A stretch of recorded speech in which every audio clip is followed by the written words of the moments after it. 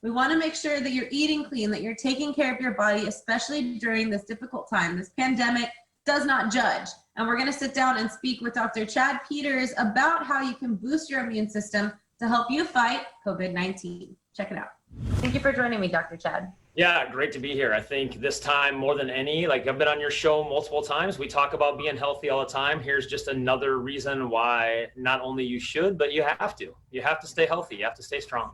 I agree. And we've seen it. Firsthand, COVID-19 does not discriminate. It's hitting the young, the old, the healthy, the unhealthy. So it's not to say that you're immune to it based on your health. However, a healthy lifestyle always helps.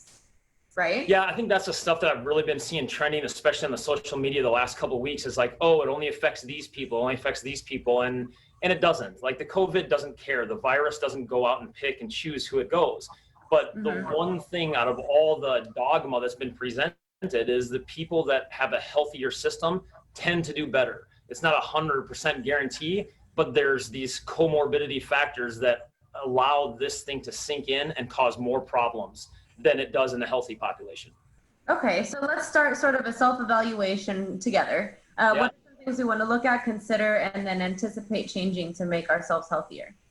Yeah, well, I think, age is what the big thing that everyone's talking about. Well, it doesn't hit this age, it doesn't hit this age. I disagree with that strongly. I think more of the topic should be, are you deconditioned or not deconditioned? We even did one of those segments early on a year ago on your show. But if you don't get up and move around, if you don't have a basic workout system and eat decent, it's a much more dangerous thing for you. It's going to cause the next thing and the next thing and the next thing. And that's what people are dying from. That's the big argument is, oh, are they dying and getting sick from COVID, or is it something else? What does it matter? Like the idea is like, don't get this stuff, Yeah.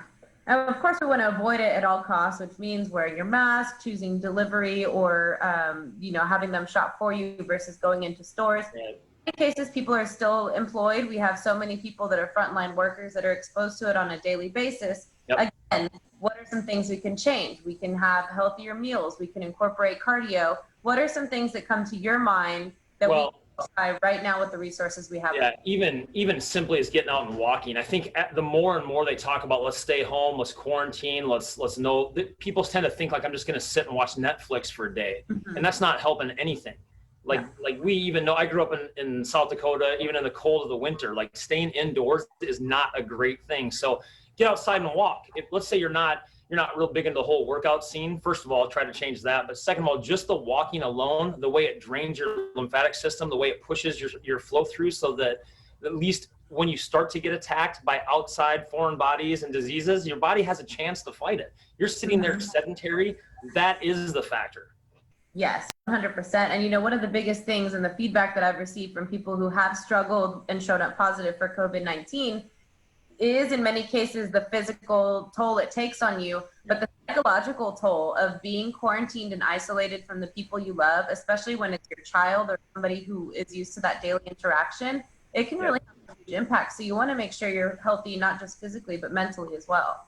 There's no question about that. I think the psychological component with this, especially with the people, and if we're looking at a 98% survival rate, a 99% survival rate, the people that have been healthy and strong that have got hit with this, that have really got hit with it, those guys that have it for 2 weeks, man, it hits them. It hits them.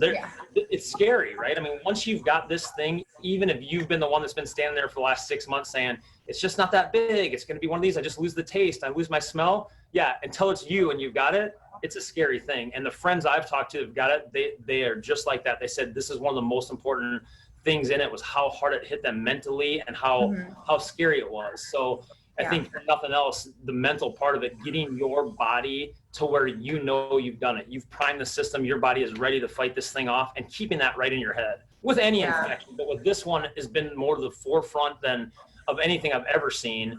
And I've really never seen any sort of disease with this much emotion tied into it.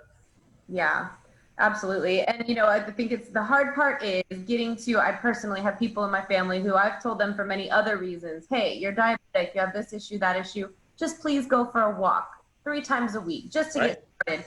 And we can be so stubborn and set in our ways, especially in our later years. What are some realistic habits that we can create for ourselves to get to that end game, to get to the point where we are doing a 30-minute walk a week? I love it that you say that, because it really is going to come down to a habit. And this should have been done 5 months ago when you first started getting scared about it. And Corpus was lucky enough to kind of avoid the big first like blow of this thing, and then it's come back. But even if it's right now, get out there. And I would strongly push you, like 3 times a week isn't good enough. If we're just talking a walk, this needs to be an everyday thing or a 6-day-a-week thing. I just was speaking to the police department on Friday with their new cadets. I'm like, the old ideas are gone. The new ideas are, this has to be a part of your life. This is something you need to do. Don't make it drudgery. Make it something you look forward to. Make it something that's a benefit for your body, so you're tackling the physical as well as the mental. But you need to get out and do it. Yeah, and we do have science to support all of this. This isn't just a fad. Like, get out and walk. I mean, it's really good for you. And the best time to do it, especially with this heat, is in the evening after dinner, to walk off that heavy meal, to help your body digest it, and just to get out that last bit of energy that you have for the day. You can't expect your doctors and your chiropractors and your nurses to be the ones that come by and like, hey, we've got the magic pill and can save it, because there isn't one on this. This is this idea that we have been pushing as doctors and physical medicine people for the last 200 years. Like, take some responsibility for your own health so that you know what you've done to prepare for it. And that goes with any factor in life, but more than anything for your own well-being. So that I'm contradicting myself with this next question, Chad, but I'm going to challenge you a little later in the show. I need to know where you stand on chicken wings. It's National Chicken Wing. Are you from or the flat? Well, I would tell you, I'm kind of a connoisseur with these things. I don't play favorites on the drum or the flats. I'll go either way, but I definitely think there's a system to this, no doubt about it. So I'm glad. I mean, we can talk healthy stuff, but you got to have a little fun sometimes too. So I'd be happy to go over that. Absolutely. Okay. It's all about balance. We're going to dive into this a little bit more later in the show, but thank you for your insight, Dr. Chad. And we just want everybody to be safe and at the end of the day. Get healthy, Corpus Christi. It's all going to